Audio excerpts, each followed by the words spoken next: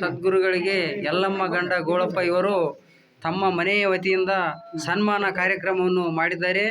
ಸನ್ಮಾನವನ್ನು ಸ್ವೀಕರಿಸಿ ಗುರುಗಳು ಸದ್ಭಕ್ತಾದಿಗಳಿಗೆ ಆಶೀರ್ವಾದವನ್ನು ನೀಡುತ್ತಾ ಇದ್ದಾರೆ.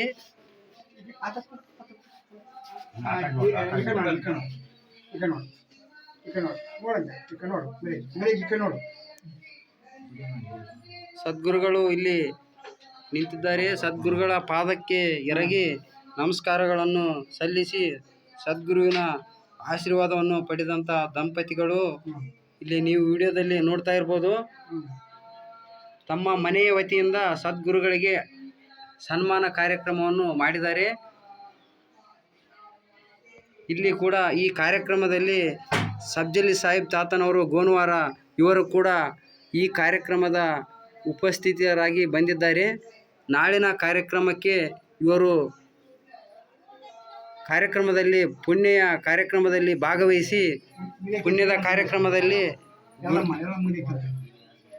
ಕಾರ್ಯಕ್ರಮದಲ್ಲಿ ದಿವ್ಯ ಸಾನ್ನಿಧ್ಯವನ್ನು ವಹಿಸಲಿದ್ದಾರೆ. ಸಬ್ಜಲಿ ಸಾಹಿಬ್ ತಾತನವರು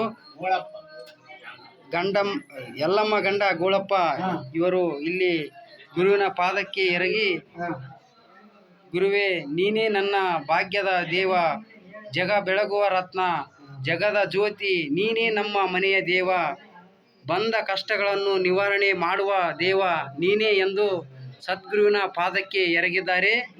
ಸದ್ಗುರುವಿನ ಪಾದಕ್ಕೆ ಎರಗಿ ಯಾರು ಯಲ್ಲಮ್ಮ ಗಂಡ ಗೋಳಪ್ಪ ಇವರು ತಮ್ಮ ಮನೆಯ ಕಷ್ಟ ನಿವಾರಣೆ ಮಾಡಿ ಮುಂದೆ ಇದೇ ರೀತಿ ನಮ್ಮ ಜೀವನ ಸುಖವಾಗಿಡಲಿ ಎಂದು ಸದ್ಗುರುವಿನಲ್ಲಿ ಬೇಡಿಕೊಳ್ತಾ ಇದ್ದಾರೆ.